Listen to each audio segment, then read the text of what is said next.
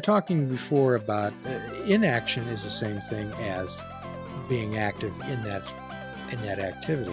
Martin Luther King said that evil will always conquer when good people do nothing. Yes. Again, how can we be like Gandhi and be the change we want to see in the world? And again, Krish, that starts with us. That starts with us. Yeah. Am I modeling behavior? Yeah, that's the key aspect of it. Is part of it is my stand-up act comes from who I am, and who I am now is not the same person as I was 4 years ago, or even a year ago, right? Like, yeah, because people change, and if that's what it's connected to. So if I'm talking about something on stage, that's because I'm trying to live that. So trying to live with a little bit more empathy, even towards people that I hate, that I don't believe in anything you're doing. I don't believe in any of the philosophies that you're preaching. But how do I show them empathy? How do I show someone that wants to attack me a little bit of compassion to say, why do you hate me? Perhaps the idea of that is to ask them to help me understand your point of view. Yeah. Not to condemn them, but to help me understand your point of view. Yeah. And the other aspect that I think is important is knowing that this is new. And with anything new, it's going to take some time for it to become something regular, right? So if we're looking at someone that is misogynistic and you come up to them and say, what's going on? It's like, are you okay? How are you feeling? And then we start addressing some of the misogyny, and you don't want to make them feel like you're out to just destroy their lives. That doesn't work. It's just a silly way of thinking that just because you came up to them and said you're a misogynist and you're awful, it just won't work. So in person-centered therapy, there's a concept called unconditional positive regard. And what that is you don't have to accept the behavior. You always accept the person. And this is where some children get the idea that they are bad, or they're being told they're bad, or they're being told they're stupid. Okay, so the idea is to be able to address someone and say to them, perhaps, you're a human being. You are a person. You're a child of the divine. You're whatever. You share the same energy of the universe that I do. Yeah. However, the behavior I'm not so happy with. Could you help me understand the behavior? Yeah, I think that's, to me, that has been a key point that we haven't addressed. We haven't really addressed what's behind all of this. We can assume some things, right? Like a healthcare bill that doesn't really help poor people. What's behind it? Is it greed? Is it really greed? Well, if it is, then, don't you think at the end of the day, by adding 30 to 40 million people to an affordable version of healthcare makes you more money? Don't you think that's 30 or 40 more million people that are putting money in your pocket by making this more affordable? And in the long run, you do make more money. Addressing it that way, oh my goodness. Oh, yeah, I guess you're right. I guess overinflating the price of health insurance doesn't seem to make me more money at the end of the day. I mean, it does for a little while, but when 30 to 40 million people eventually aren't alive, well, I don't have any money to make off of them. So how are we going to talk to them? How are we going to address this? If the core issue is greed, if the core issue is not having a purpose in life or being relevant in society, how are we going to know to quell these people's fear and to address the root of the problem if we're not going to ask them what it is? And what you're talking about, Krish, involves some research and insight and reading. Oh, absolutely. And unfortunately, what we do is we live in a 140-byte world where you have to get your message across in 140 characters, and you have to make the biggest impact as possible. So what you do is you'll be outrageous. Okay, so You got to be over the top. Yeah. so the idea is that, and Mike and I, producer of this program, my good friend, also is he's a real technological guy. Well, as a behavioral health therapist, sometimes I help people disconnect to connect. Okay, when the devices become less of a tool and you become more of a tool and more dependent on them, Mm-hmm. and more people who consult Dr. Google rather than think themselves. And unfortunately, sometimes what we become is we've become a nation of surface thinkers. We Yes. never try to delve underneath the surface. That makes effort. Well, digging into this, the deeper into yourself. Yeah, that requires Or a lot of effort. even deeper Deeper into into anything. issues, Krish. Yeah, deeper into anything. I How think many it people requires speak? effort. I'm not going to get into this, but how many people actually know what the Affordable Care Act actually consists of? How many people Not a lot. truly know Not a that? lot of people. I can't even say that I truly know it. I can't say that either. Yeah, there are, and it's like the more you kind of dig into it, the more cool stuff you find, and you're like, oh, that's what this is. Oh, maybe this is what it should be, and oh, maybe this is the missing element from it, right? But that does take effort. That does take time, and on a day to day basis, and this is part of the thing that I see is a problem with the system and the paradigm that we live in now is it's not so easy to get all this information. Like you said, it does involve some digging. It does involve some research. That involves time. That time that you put into looking at what this healthcare act is about or climate change is about, that's time that you could be spending with your kids or learning how to play the clarinet or learning how to make a papaya pie, whatever it might be. But that's all time that you want to do what you want to do. So there other ways that you can get this information. Yes, of course, the media is supposed to do that.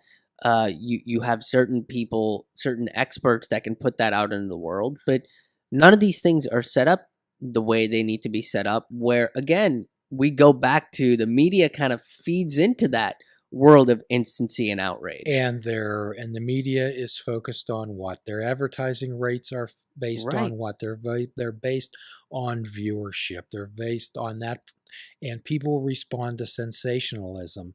So the idea is that I don't want to get into the NFL thing, but I know that you've got into it a lot. Yeah. So the idea is that most people, they're so focused and they're so concerned about that, which really is inconsequential to life. Right. But it's like, the what is idea that? is when there's homeless people starving to death, and there's people that are mentally ill without help, there's people without health care. But we're gonna bring those people into this argument, right? So right? that's we're gonna it. say it's a disrespect however, to that. that's important.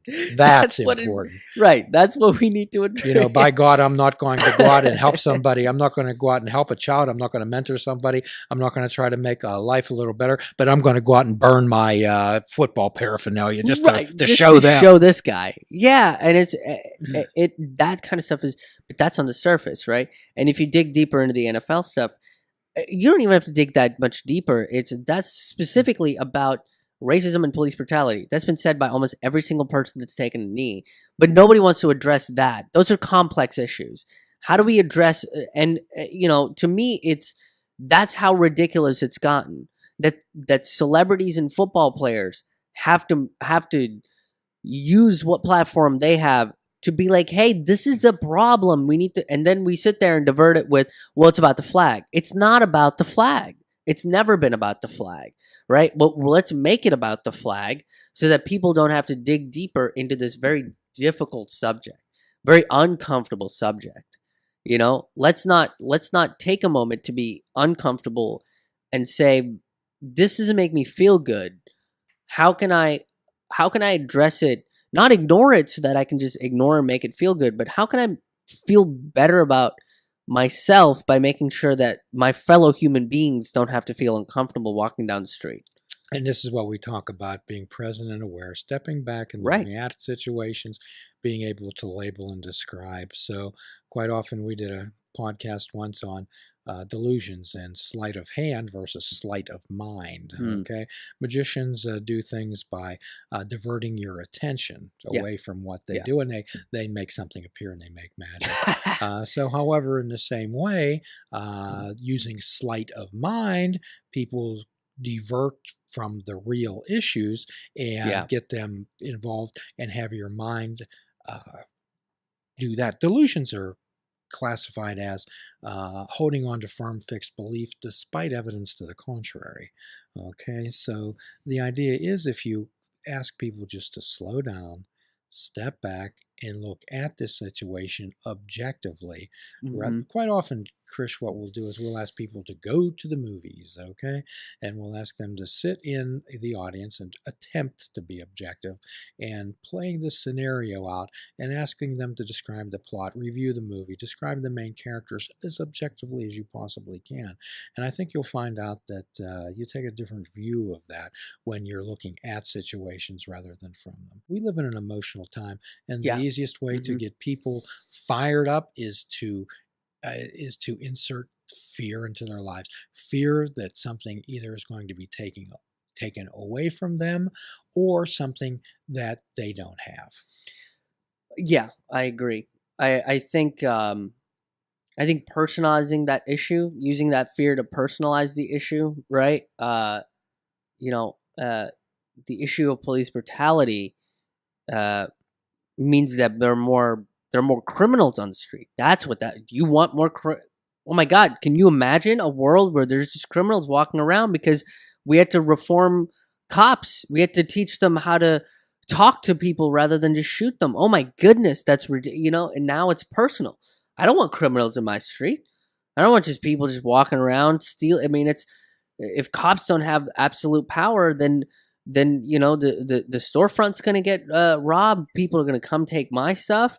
And now we've personalized it. And we used fear to do that. When realistically, that issue is about overstretching power and overstretching control. But how do you get people to that point is really the challenge. And it's addressing that fear, right? And not invalidating it, but saying, oh no, I know that's scary.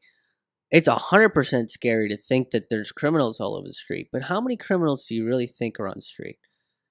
Let's look at the street right outside. There's a construction van and there's a couple people eating some tacos. None of those people are breaking into that Mexican store across the street. None of the people are breaking into that grocery store across the street. Why? Because they just want to do their job and eat some tacos, right? So, but that's quelling the fear. That's talking to them about it, rather than continuing to make this more emotional, more. I always think that I'm not sure if human beings are ready for emotions. We've been around for a long time. I still don't know if we're ready for emotions. You know what I mean? Well, it seems like it's this very is an issue that manipulative. I deal with quite often. Yeah. When most men are trained and raised to be emotionally constipated. Right. And young boys will cry. Right. Young boys will show feelings. This is one of the reasons why I always say that women live longer than men is because they're able to emote. They're able to share thoughts and feelings. Put it out in the world. However, men hold them all inside. So the idea is that most men don't understand. They're so obtuse that women have feelings and they're just different layers and wormholes of thoughts and feelings and feel emotions in the world in a whole different way. They feel life more intensely than men do. And men are just so obtuse to this that sometimes I even wonder why women marry men. Yeah, well, some don't. Right. I think, I've never been the type of person that wants to be emotionally stunted, but it takes a lot of time, work, and again, a personal awareness. And there's the work, there's the action and effort. Yeah, you got to be aware of the fact that you have these emotions and what these emotions do to you, and that's not something that we're taught as a society. It's not even something that we're encouraged as a society. But what we have discovered is these emotions lead to actions most of the time, right? So let's link some of these issues. Let's link some of these agendas and advertisements with emotions and start twisting people the way that we want them to. So I really think that emotions are very much the key to controlling people. And now we haven't really invented like a machine or anything. We've just figured out how to use language and images and words to control people's emotions and control people's actions. And the idea is that we have to help people understand that emotions are neither good nor bad. It's the reactions that follow them that are the issue. Right. And then, however, when we get people to understand to be able to label and identify emotions, then they have some power and control. Before we started the night, we talked about most people are looking for complex answers to what they believe are complex issues. And when we slow down, and what you and I discussed tonight was, number one was communication, was active listening and looking at other people's points of view, being able to point ourselves in other people's situations, and being just basic things like what's important to me, what's truly important, and what are some of the things in life that are just truly absurd and trivial nonsense that means nothing. Is it important to be the richest person in a cemetery? Is there any prize to be the richest person there? No, there isn't. There's a few simple things. And we're going to have to wrap up tonight. However, you're delightful. You're a well-spoken. I enjoyed this a lot. Well-spoken fellow. Yeah. And thank you very much. We're going to encourage everyone out there to continue to follow Fishing Without Bait. And could you share a little bit about how you can be contacted? And we are going to put, as we did with Liz Victory, and with Joanna Lowe, we're going to put a link up on our site where people can connect with you also. Oh yeah, absolutely. The easiest way to find all my stuff is my website, which is ramennoodlescomedy.com. That's RAMAN noodlescomedy.com. And you can follow me on Twitter at Krish Mohan haha, and my Facebook page, which is, if you look up my name, it'll come right up, or it's available on my website. And you can find all of my material on Bandcamp and iTunes and Spotify, Pandora. So, and the weekly Forkful of Noodles goes up every Monday, and my podcast Taboo Table Talk comes out every Wednesday. So to not find you, I think you'd have to do it on purpose.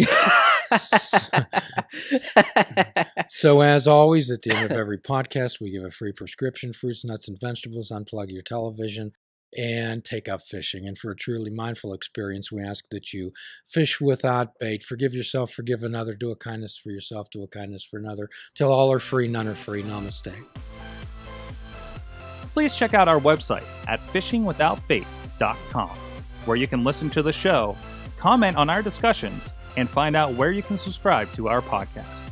If you're interested in flying the colors of Fishing Without Bait, click the shop icon on our website. We have clothing, mugs, cell phone cases, and so much more. Show the world that you fish without bait. This show is a member of the Sorgatron Media Podcast Network. Find out more at sorgatronmedia.com.